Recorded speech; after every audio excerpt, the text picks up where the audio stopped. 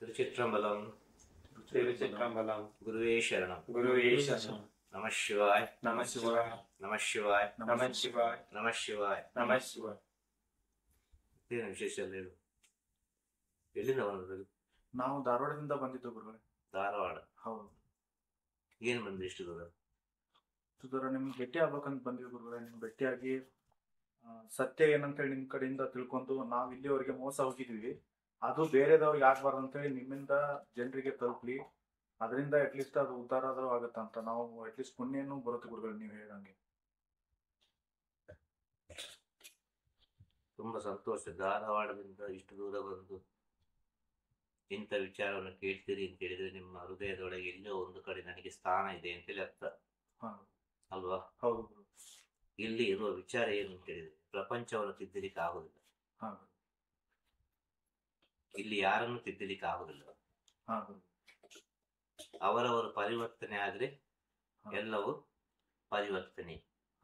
ಅವರನ್ನು ಅವರೇ ತಿದ್ದಿಕೊಳ್ಬೇಕು. ಅವರ ಒಳಗಿರುವ ಪ್ರತಿಭೆಯನ್ನು ಅವರೇ ಹೊರಗೆ ತರಬೇಕು. ಪ್ರತಿಯೊಬ್ಬನ ಒಳಗೂ ಪವಿತ್ರವಾದ ಸ್ಥಿತಿಯನ್ನು ಭಗವಂತ ಕೊಟ್ಟಿದ್ದಾರೆ. ಪರಮ ಪವಿತ್ರವಾದ ಸ್ಥಿತಿ ಮನುಷ್ಯ ಜನ್ಮ ಅಂತ ಹೇಳಿದ್ರೆ, ಈ ಮನುಷ್ಯ ಜನ್ಮದ ಒಳಗೆ ಅಷ್ಟು ಅದ್ಭುತವಾದ ವಿಚಾರಗಳಲ್ಲಿ ಇಟ್ಟಿದ್ದಾನೆ ಭಗವಂತ. ಅದನ್ನು ನಾವು ಹೊರಗೆ ತರಲಿಕ್ಕೆ ಪ್ರಯತ್ನ ಪಡೋದಿಲ್ಲ. ಇದು ಯಾವಾಗ ನಾವು ಹೊರಗೆ ತರಲಿಕ್ಕೆ ಪ್ರಯತ್ನ ಪಡ್ತೇವೋ ಆವಾಗ ನಮಗೆ ಎಲ್ಲ ಅರಿವಾಗ್ತದೆ. ಅಲ್ಲಿವರೆಗೆ ಯಾವುದರ ಅರಿವು ಆಗುದಿಲ್ಲ. ಅನುಭವ ಪಡಬೇಕು ಜೀವನದಲ್ಲಿ. ಕಷ್ಟ ಬಂದ್ರೆ ಗೊತ್ತಾಗುದು ಸುಖ ಅಂದ್ರೆ ಏನು ಅಂತೇಳಿ. ಅದಾಯ್ತಲ್ಲ? ಸುಖದಲ್ಲೇ ಬದುಕಿದ್ರೆ ಕಷ್ಟ ಅಂದ್ರೆ ಏನು ಅಂತೇಳಿ ಗೊತ್ತಾಗುದು. ಆಗ ಕಷ್ಟ ಬಂದ್ರೆ ಅದನ್ನು ಎದುರಿಸ್ಲಿಕ್ಕೆ ಆಗುದಿಲ್ಲ. ಸುಖದಲ್ಲೇ ಬದುಕಿದವನಿಗೆ ಕಷ್ಟ ಅಂದ್ರೆ ಗೊತ್ತಿಲ್ಲ. ಒಂದು ವೇಳೆ ಕಷ್ಟ ಅಂತ ಬಂದ್ರೆ ಅದನ್ನು ಎದುರಿಸ್ಲಿಕ್ಕೆ ಆಗುದಿಲ್ಲ ಅಲ್ವಾ? ಆಗಿರುವಾಗ ಇಲ್ಲಿಂದ ಸತ್ಯ ಬೋಧನೆ ಆಗ್ತದೆ ಅಂತೇಳಿ ಅದು ನಿನಗೆ ತಿಳಿದಿದೆ. ನೀನು ಅಷ್ಟು ದೂರದಿಂದ ಇಷ್ಟು ದೂರ ಬಂದಿದ್ದಿ, ಏನೋ ಒಂದು ವಿಚಾರ ಬೇಕು ಗುರುಗಳೇ ನಿಮ್ಮಿಂದ ಅಂತ ಕೇಳ್ತಾ ಇದ್ದಿ ಅಲ್ವಾ? ಯಾರಿಗೆ ಬೇಕೆ ಕೇಳ್ತಾ ಇದ್ದಿ? ನನಗಾಗಿದೆ ಗುರುಗಳೇ, ನನ್ನ ಆಗಿದ್ದು ಇನ್ನೊಬ್ರಿಗೆ ಆಗ್ಬಾರ್ದು ಅಂತ ಹೇಳಿ ಕೇಳ್ತಾ ಇದ್ದೀನಿ ಗುರುಗಳೇ. ಅದೇ ಹೇಳುದಲ್ಲ, ನಿನಗೆ ಆದ ಅನುಭವವೇ ಬೇರೆ, ಈ ಪ್ರಪಂಚಕ್ಕೆ ಆದ ಅನುಭವವೇ ಬೇರೆ. ನಿನ್ನನ್ನು ನೀನು ಪರಿವರ್ತನೆ ಮಾಡಿಕೊ ಸಾಕು.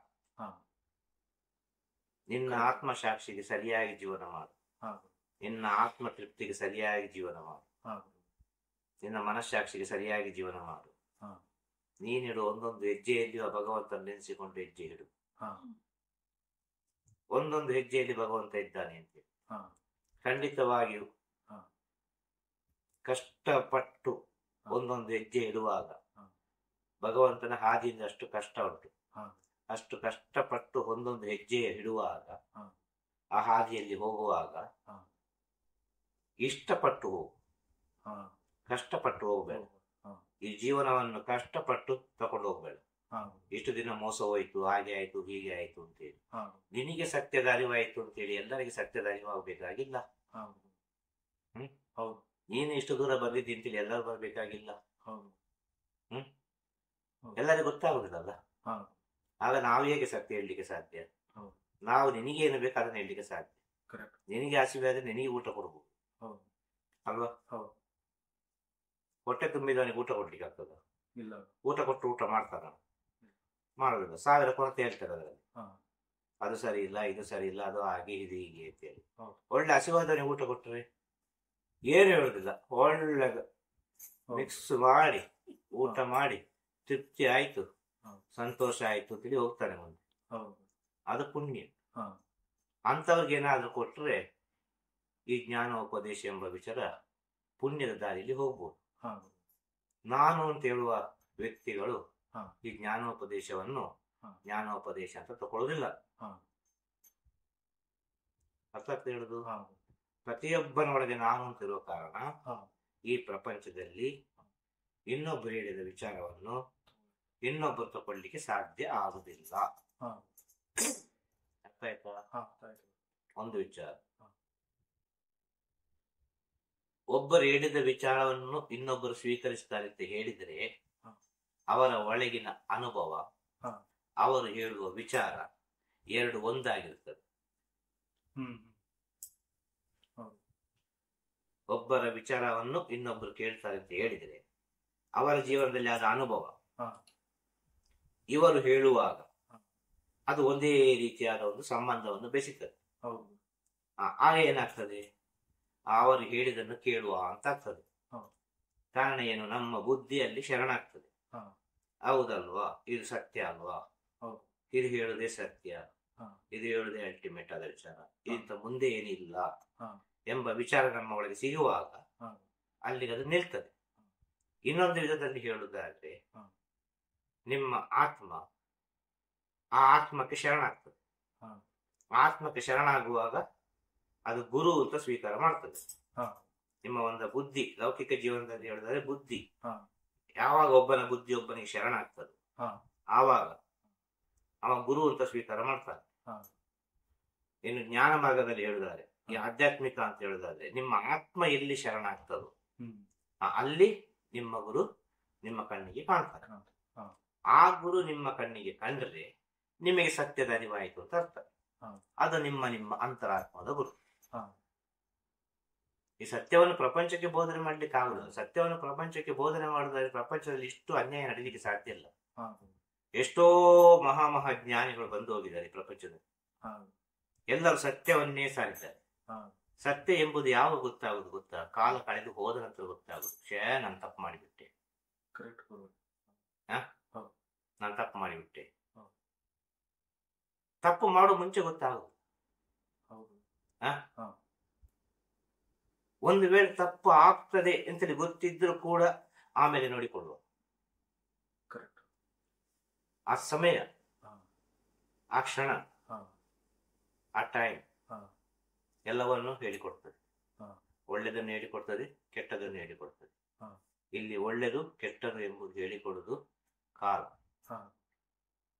ಈ ಒಳ್ಳೆದು ಕೆಟ್ಟದು ಎಂಬ ಪಾಠವನ್ನು ಮಾಡುವ ಕಾಲದ ಹತ್ರ ಯಾವ ರೀತಿ ಇರಬೇಕು, ಈ ಕಾಲದ ಪಯಣದಲ್ಲಿ ಯಾವ ರೀತಿ ಇರಬೇಕು ಅಂತ ಹೇಳಿದ್ರೆ, ಒಳ್ಳೆ ಪ್ರೀತಿಯಿಂದ, ನಂಬಿಕೆಯಿಂದ, ವಿಶ್ವಾಸದಿಂದ, ಶರಣಾಗತಿಯಿಂದ, ಒಗ್ಗಟ್ಟಿನಿಂದ,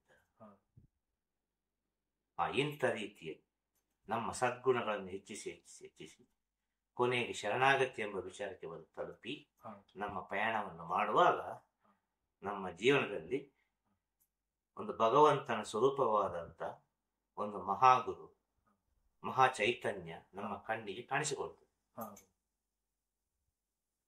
ಇಂಥದ ಸತ್ಯದ ಮಾರ್ಗದಲ್ಲಿ ಹೋಗುವ ಅಂತ ಗುರು ನಿಮ್ಮ ಜೀವನದಲ್ಲಿ ಸಿಕ್ಕಿದ್ರೆ ನಿಮ್ಗೆ ಸತ್ಯದ ಅರಿವಾಗ್ತದೆ ಅಂತ ಹೇಳುದು. ಪ್ರಪಂಚದಲ್ಲಿ ಇಂಥ ಅನ್ಯಾಯಗಳು ನಡಲಿಕ್ಕೆ ಸಾಧ್ಯ ಇಲ್ಲ ಅಂತ ಹೇಳುದು. ಆಧ್ಯಾತ್ಮಿಕ ಅಂತೇಳಿ ಓಡ್ಬೇಕು. ಆಧ್ಯಾತ್ಮಿಕಿಂದ ಮೋಸ ಹೋಗುವವರೇ ಜಾಸ್ತಿ ಪ್ರಪಂಚದಲ್ಲಿ.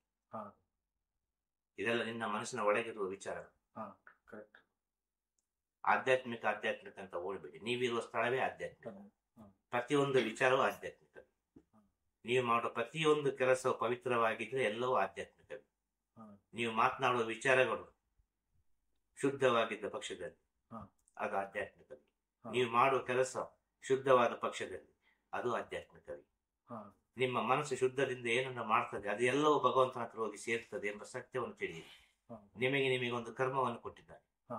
ನಿಮಗೆ ಒಂದು ಕರ್ಮವನ್ನು ಕೊಟ್ಟಿದ್ದಾರೆ. ಏನು ಕರ್ಮ? ನೀನು ಸಾಫ್ಟ್ವೇರ್ ಇಂಜಿನಿಯರ್, ಇವರೊಂದು ಕ್ಯಾಮರಾ ಮ್ಯಾನ್, ಇವರೊಂದು ಅಮ್ಮ ಅಲ್ವಾ, ಮನೆಯ ತಾಯಿ, ಅವರೊಂದು ಭಕ್ತರು, ಇವರೊಂದು ಭಕ್ತರು. ಆದ್ರೆ ಅವರಲ್ಲಿ ಬೇರೆ ಬೇರೆ ಕೆಲಸಗಳಿದೆ. ಅವರೊಬ್ರು ಫೈನಾನ್ಸರ್, ಇವರೊಬ್ರು ಬಿಲ್ಡರ್ ಎಲ್ಲ ಇದ್ದಾರೆ. ಗೊತ್ತಾಯ್ತಾ? ಇದು ನಿಮ್ಮ ಕರ್ಮಕ್ಕೆ ತಕ್ಕವಾದ ಕೆಲಸ ಅಂತ. ಈಗ ಒಬ್ಬ ಡಾಕ್ಟರ್ ಆಗಿ ಹುಡ್ತಾನೆ, ಒಬ್ಬ ವಕೀಲನಾಗಿ ಹುಡ್ತಾನೆ, ಒಬ್ಬ ಪೊಲೀಸ್ ಆಗಿ ಹುಡ್ತಾನೆ. ಜನ್ಮದಲ್ಲಿ ಎಲ್ಲ ಒಂದೇ.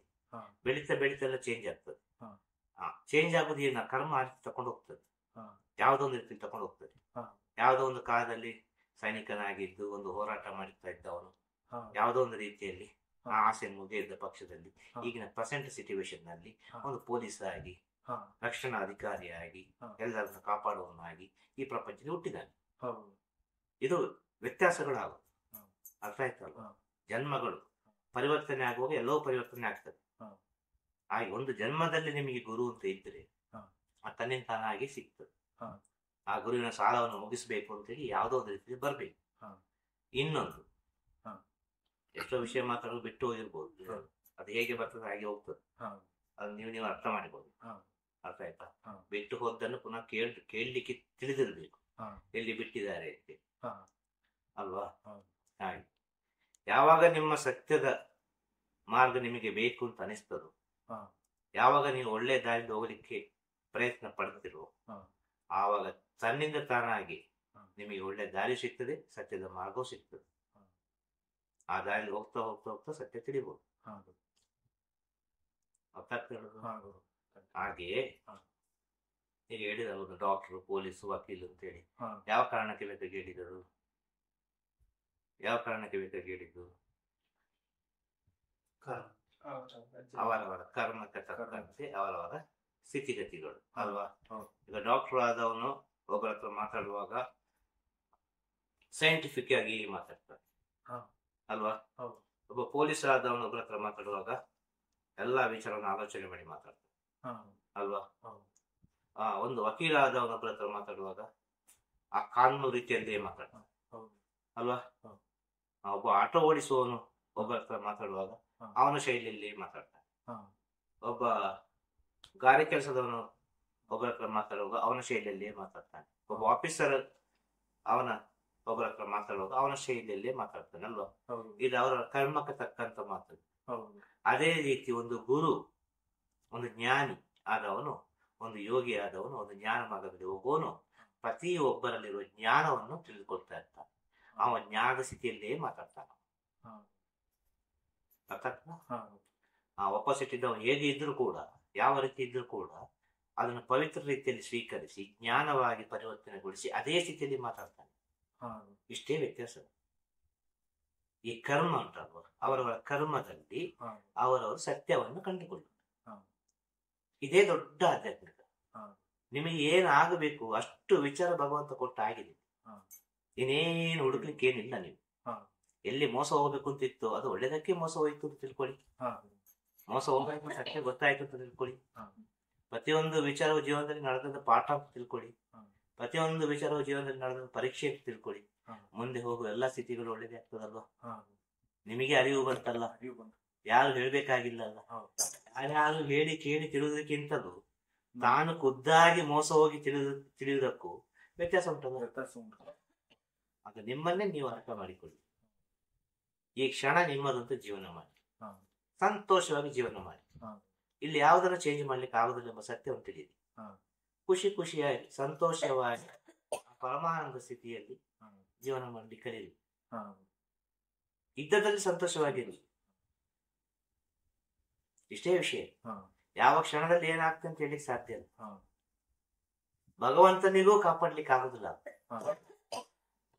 ನಮ್ಮನ್ನೆಲ್ಲ ಸೃಷ್ಟಿ ಮಾಡಿದ ಭಗವಂತನಿಗೂ, ಈ ಮನುಷ್ಯ ಜನ್ಮ ಕೊಟ್ಟ ಭಗವಂತನಿಗೂ, ಹಾ. ಈ ದೇಹದಿಂದ ಈ ಜೀವ ಹೋಗುವಾಗ, ಈ ಆತ್ಮ ಬಿಡುಗಡೆ ಹೊಂದುವಾಗ ಹಾ. ಏನ್ ಮಾಡ್ಲಿಕ್ಕೆ ಆಗುದಿಲ್ಲ. ಹಾ. ಈ ಸತ್ಯವನ್ನು ಹಾ. ಬೇರೆ ಏನ್ ಹೇಳಲಿಕ್ಕೆ ಸಾಧ್ಯ ಇಲ್ಲ. ಹಾ. Yes, ಉತ್ತರ ಸಿಕ್ಕಿತಾ? ಹಾ, ಉತ್ತರ ಸಿಕ್ತು. ತಿರುಚಿತ್ರಂಬಲಂ ತಿರುಚಿತ್ರಂಬಲಂ ಗುರುವೇ ಶರಣಂ. ಗುರುವೇ ಶರಣಂ. ನಮಃ ಶಿವಾಯ. ನಮಃ ಶಿವಾಯ. ನಮಃ ಶಿವಾಯ. ನಮಃ ಶಿವಾಯ. ನಮಃ ಶಿವಾಯ. ನಮಃ ಶಿವಾಯ.